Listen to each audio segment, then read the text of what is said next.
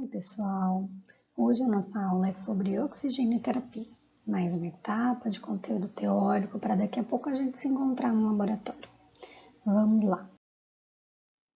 Bom, o que vem a ser a oxigênio-terapia? A oxigênio-terapia consiste na administração de oxigênio numa concentração de pressão superior à que a gente encontra na atmosfera, no ambiente, para corrigir uma determinada deficiência de oxigênio que possa estar ocorrendo com o nosso paciente ou hipóxia, aplicando tanto em situações clínicas agudas quanto em situações crônicas. A gente vai falar um pouquinho sobre isso. Quanto à classificação, a oxigênio-terapia pode ser utilizada de duas formas, no uso agudo e no uso prolongado. O uso agudo é aquele imediato, onde a gente precisa assistir o nosso paciente imediatamente. E no uso prolongado já são para aqueles pacientes com uma dependência crônica, com alguma neuropatologia ou cardiopatia que necessite de reposição de oxigênio permanente. A oxigenoterapia de uso agudo, como eu já acabei de mencionar, é aquela utilizada no momento em que o paciente necessita de atendimento, no momento exato. O objetivo principal desse tipo de oxigenoterapia é aumentar a quantidade de oxigênio carreado pelo sangue nos tecidos. Como vamos lembrar da aula de fisiologia lá ministrada pelo professor Gilberto, 98% do oxigênio do nosso corpo ele é carregado pela hemoglobina. Então a gente precisa, em alguns momentos, em algumas situações, fazer reposição dessa oferta, porque a quantidade circulante acaba sendo baixa e pela patologia do paciente ele tem dificuldade de extrair esse oxigênio do ambiente. Outros objetivos relacionados à oxigenoterapia aguda: aumentar a sobrevida do nosso paciente, garantir maior tempo de sobrevivência, aumentar a tolerância ao exercício, pode ser necessário, diminuição do tempo de hospitalização do nosso paciente, diminuição da dispneia, que seria aquele desconforto respiratório, diminuição da pressão da artéria pulmonar e da resistência vascular pulmonar, que é para compensar o esforço que o paciente acaba fazendo quando ele tem desconforto respiratório, e melhorar o desempenho psicomotor e a qualidade de vida do nosso paciente. Quanto às indicações, a gente tem os quadros de hipoxemia, que seria a redução da quantidade de oxigênio circulante no organismo desse indivíduo. Como que a gente consegue identificar isso? Através da PaO2 e da saturação de oxigênio. Então, quando a gente observar que a PaO2 do paciente está abaixo de 60 milímetros de mercúrio e a saturação está abaixo de 90%, isso quando o paciente se mantém em ar ambiente, será necessário fazer uso de oxigenoterapia de reposição. Ou quando o paciente tiver com saturação abaixo de 88 durante a prática de exercício ou durante o sono, principalmente nos nossos pacientes que são cardiopatas e os pneumopatas, tá? Outras indicações, nós temos o paciente em parada cardiorrespiratória, pacientes em infarto agudo do miocárdio, porque a oferta de oxigênio é capaz de reduzir a sobrecarga cardíaca, tá? Quando o paciente apresenta intoxicação por gases, como por exemplo o CO2, em casos de traumatismos graves, a angina instável, para quem não sabe, a angina, dor no peito, né? Seria uma fase inicial do infarto agudo do miocárdio, a recuperação pós-anestésica, quando o paciente sai de um procedimento cirúrgico, também se faz necessária a oferta de oxigênio de reposição. Em paciente com insuficiência respiratória aguda ou crônica agudizante, como é o caso dos pacientes que têm SARA, né, ou DPOC, pacientes com insuficiência cardíaca congestiva e pacientes com apneia obstrutiva do sono também pode ser necessário a reposição da oferta de oxigênio, tá? Como que a gente vai identificar essa saturação do paciente? Fazendo uso da oximetria de pulso, que aqui tem algumas imagens de quais os principais aparelhos que a gente consegue fazer uso. Esse é o mais famosinho do momento, né? Em tempos de pandemia, quem ainda não tem um oxímetros de dedo em casa, né? Quase todo mundo adquiriu nesse período e a maioria da população já faz uso, já consegue utilizar, virou o nosso atual termômetro. E aí a gente tem o oxímetro de mesa e esse outro portátil que também a vantagem dele é que a gente consegue fazer uso tanto em adulto quanto em crianças. E tem também aqueles que estão acoplados ao monitor multiparâmetros, tá? Que aí vocês vão ver com mais frequência dentro da unidade de terapia intensiva. As formas de administrar esse oxigênio, nós vamos ter que ela vai depender da cavidade oral nasal desse paciente, então se ele tem algum trauma, alguma lesão nessa região e a gente não vai poder fazer uso dessa região, vai depender do fluxo que se deseja ofertar de oxigênio, do grau de desconforto respiratório que esse paciente está apresentando, da gravidade da hipoxemia, né? Da necessidade de umidificação ou não da oferta desse oxigênio, porque a gente pode ofertar o oxigênio tanto o umidificado quanto o seco. E também vai depender da tolerância do nosso paciente a essa oferta de oxigênio, tá? Precisamos também ter cuidado com o posicionamento adequado do nosso paciente durante a oferta de oxigênio. Na oxigenoterapia, a gente vai conseguir observar que o paciente tem uma melhor resposta quando ele é posicionado na posição Fowley ou semi-Fowley, como a gente conseguiu ver na aula anterior, tá? Então, é uma indicação que se mantenha o paciente nessa posição para aumentar o aporte e a resposta positiva dessa oferta de oxigênio. Atenção! Quando a gente for administrar oxigênio aos nossos pacientes, a gente precisa ter cuidado com a patência das vias aéreas desse paciente. O que vem a ser a patência das vias aéreas? A via aérea livre, pérvia, sem nenhuma obstrução, certo? Então, é necessário que a gente faça uma avaliação inicial para identificar a patência dessas vias e se ela vai conseguir suportar essa oferta de oxigênio que está sendo alinhada para o seu paciente. Ainda com relação às formas de administração, um cuidado importante que a gente tem é que nem sempre será necessário o uso da água no copo umidificador. Quando a gente vai conseguir identificar se é necessário ou não? Se faz necessário o uso de água no copo umidificador quando a oferta de oxigênio for superior a 4 litros por minuto e se tratar de uma oferta de fluxo alto. Quando não será necessário, quando se tratar de uma oferta de fluxo baixo e essa oferta for menor do que 4 litros por minuto, exceto para aqueles pacientes que se encontram traqueostomizados. Os pacientes traqueostomizados receberão sempre água destilada no nosso copo umidificador, ok? E aí, com relação ao fluxo e oferta, então vocês vão observar que quando a gente estiver lá na prática, eu vou mostrar para vocês que a oferta de oxigênio ela é baseada em litros por minuto. E essa quantidade de litros por minuto, ela representa um percentual de concentração de oferta de oxigênio. Aqui alguns exemplos para a gente ver. Quando a gente oferta 1 litro de oxigênio para o paciente, 1 litro por minuto, a gente está ofertando um aporte de 25% de concentração de oxigênio. 2 litros a gente está ofertando 29%, 3 litros 33% e assim sucessivamente, até 6 litros onde a gente vai estar ofertando 45%. Quanto maior essa oferta, aumentam também os riscos de complicação para esse paciente, atrelado, obviamente, ao tempo em que ele vai permanecer em oxigenação.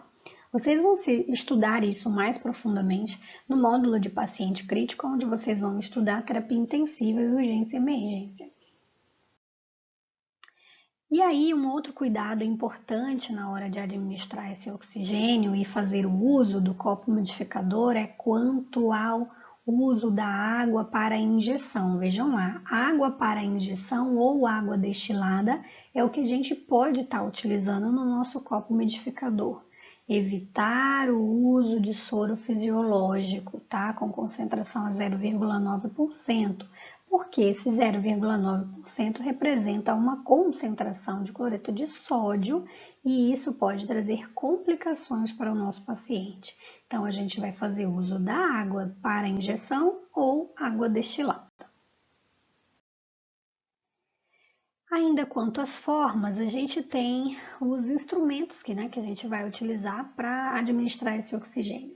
No sistema de baixo fluxo, a gente vai fazer uso do catéter nasal, do catéter tipo óculos, da máscara facial simples, máscara com reservatório, máscara de traqueostomia e no sistema de alto fluxo a gente vai fazer uso da máscara de Venturi, que também agora ficou muito famosinha em tempos de pandemia e Covid-19.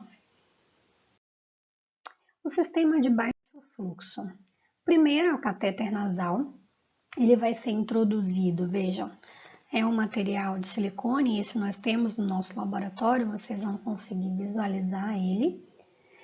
Ele é introduzido na cavidade nasal do paciente. A medida da distância até onde vai se inserir é determinada pelo comprimento entre o nariz e o lobo da orelha. Vamos fazer isso na prática, não precisa se preocupar. E ele deve ser removido e substituído a cada 8 horas e o fluxo permitido nesse tipo de administração é de 1 até 5 litros de oxigênio, tá? É mais utilizada em pediatria do que em adultos, tá? Exceto para algumas situações especiais onde não haja possibilidade de utilizar outro mecanismo. Até porque ela é extremamente desconfortável, o paciente ele tem dificuldade para tossir, para falar, ela se movimenta com facilidade e pode perder. O catéter tipo óculos, que é o mais comum, vejam que ele passa por detrás da orelha aqui, ó, do paciente para fazer uma fixação, então ele se mantém mais seguro. Ele tem como vantagem que ele é mais confortável, permite que o paciente fale, ele pode tossir, ele pode se alimentar, então ele tem benefícios para esse paciente. A capacidade de fluxo dele também é de 1 a 5 litros por minuto, ele não traz risco de reinalação de CO2 para o paciente, ele é confortável para uso prolongado, não impede alimentação, fala ou irritação da mucosa. Aí nós temos a máscara facial simples, ela já tolera um fluxo maior, de 4 a 15 litros por minuto. Observar que acima de 8 litros se deve repensar a interface, ou seja, se ela é o mecanismo mais adequado mesmo para esse paciente, ou se pode ser substituído por outro. E uma outra vantagem é que ela abrange boca e nariz do paciente, tá? Aqui como a gente pode observar. Outra forma é a utilização da máscara com reservatório, tá? Que no caso vem a ser essa bolsa que fica acoplada na base da máscara, ó, aqui embaixo, percebam. É uma bolsa inflável com a capacidade de 1 litro e o fluxo permitido para essa máscara é de 7 a 10 litros por minuto. E aí nós temos a máscara de traqueostomia. A máscara de traqueostomia, ela permite um fluxo de 1 a 15 litros por minuto. Um cuidado que se deve ter dela é utilizar de forma adequada e garantir a troca da fixação dessa máscara, que vem a ser esse elástico que fica aqui. Deve-se realizar a correta higienização, até porque estará numa abertura e o risco de contaminação para esse paciente é maior. Verificar a integridade da pele desse paciente para evitar também um risco de infecções local e ele permite também ser utilizado no sistema de máscara de Venturi. O sistema de alto fluxo, nessa forma de oferta de oxigênio, a gente vai fazer uso da máscara de Venturi, que tem sido a mais utilizada atualmente na fase que a gente chama de pré-intubação do paciente COVID, porque ela oferta um alto fluxo de oxigênio, às vezes maior ou igual do que a demanda ventilatória do paciente. Ela tolera fluxos de 40 a 78 litros por minuto, não permite a reinalação de CO2, porque ela tem um orifício que impede essa entrada de CO2 aqui embaixo nessas bases. E ela tem necessidade de umidificação, porque ela oferta altos fluxos de oxigênio que vão chegar direto na traqueia do paciente. E aí aqui a gente tem o segredo da máscara de Venturi, né? A grande vantagem dela. As máscaras de Venturi, elas possuem na sua base essas cânulas, tá? Que determinam o débito total que vai ser ofertado para esse paciente. Vejam, a laranja, ela necessita de um fluxo mínimo de 15 litros por minuto e ela vai estar ofertando para o paciente uma concentração de 50% de oxigênio.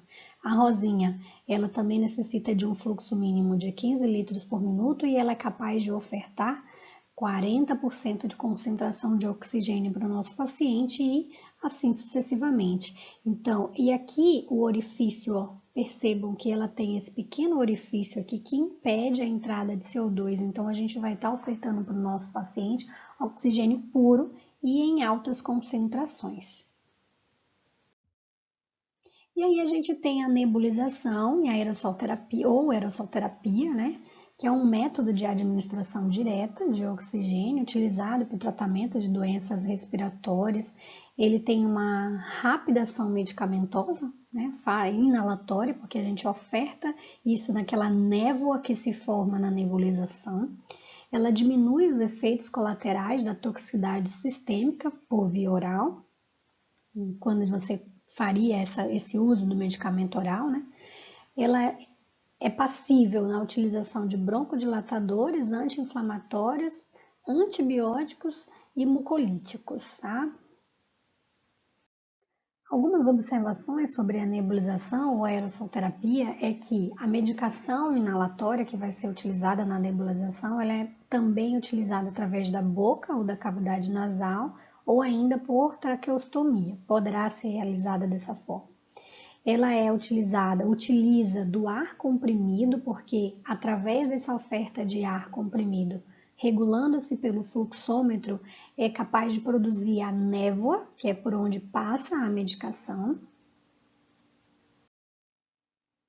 O sistema de nebulização ele pode ser acoplado tanto na máscara de Venturi quanto na máscara de traqueostomia, no aparelho de ventilação não invasiva, que é o BiPAP, em ventiladores mecânicos, né, no finalzinho do ramo, como aparece aqui nessa imagem, na base da conexão Y da ventilação mecânica, ou através do copinho nebulizador ligado na extensão do próprio ventilador mecânico, tá? Os efeitos positivos da oferta de oxigênio.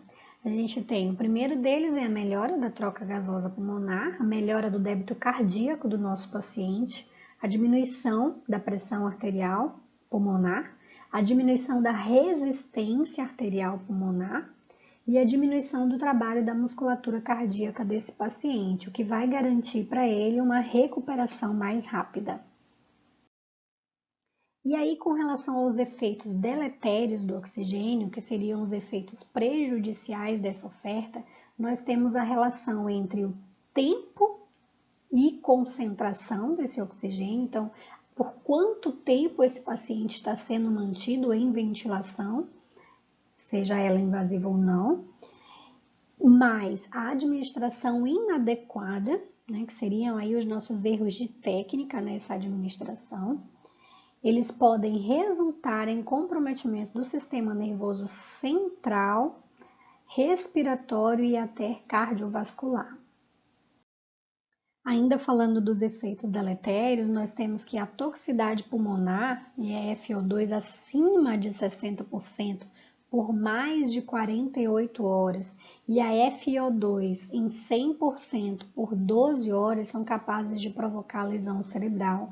Por isso que em muitos casos agora, como a gente tem ouvido aí dos óbitos dos pacientes por Covid-19, o tempo de permanência em ventilação ele tem sido determinante para as complicações que esse paciente vai desenvolver, tá? Aí nós temos a depressão do sistema respiratório provocado pela hipercapnia, que seria o aumento da concentração de CO2 no oxigênio, a formação de atelectasias por obstrução, A diminuição do surfactante pulmonar, que também vai causar lesão permanente, e aí esse paciente vai ter uma resistência respiratória comprometida ao longo dos anos. Para o RN, a oferta, principalmente o RN prematuro, tá? A oferta de oxigênio, ela vai ser prejudicial, porque esse pulmão ele se encontra ainda em fase de desenvolvimento, então ele é muito sensível ao oxigênio. Ele pode produzir um excesso de oxigênio suplementar, que vai ficar aquele resquício residual, talvez vocês lembrem disso da aula de fisiologia. Ele é capaz de produzir a retinopatia da prematuridade e a displasia broncopulmonar. Alguns cuidados que a gente tem que ter no manuseio da oxigenoterapia, primeiro é que ele é capaz de produzir combustão, né? Então, cigarro e oxigênio perto, nem pensar, e nem derivados aí. Deve-se manter o equipamento de oxigênio afastado de qualquer fogo ou faísca e também observar a presença de rachaduras, e o armazenamento inadequado dessas balas de oxigênio ou cilindros ou mesmo as saídas de oxigênio de parede. Outros cuidados que a gente tem que ter aqui já com os nossos pacientes. Deve-se inspecionar diariamente a pele desse paciente que está em contato com o oxigênio, inclusive a região aqui atrás da orelha, quando a gente faz o uso do catéter tipo óculos, isso como uma medida preventiva. Caso seja identificada irritação no local da pele, deve-se fazer uso de alguns protetores, e se não houver nada industrializado, você pode fazer rolinho de algodão ou até mesmo de gaze para proteger a pele desse paciente, ou ainda utilizar cremes à base d'água também para diminuir o atrito e evitar a ocorrência de lesões. A realização do procedimento. Primeiro a gente vai informar ao paciente o que vai ser realizado, como todo e qualquer procedimento que você for realizar, iniciar pela lavagem das mãos e o calçamento das luvas, verificar as saídas de oxigênio, se elas estão funcionando, se a sua bala de oxigênio está completa ou não, né? Se vai ser suficiente para realizar o procedimento completo do seu paciente. Colocar a água destilada no reservatório, né? No copo umidificador. Isso quando houver indicação para uso de umidificação.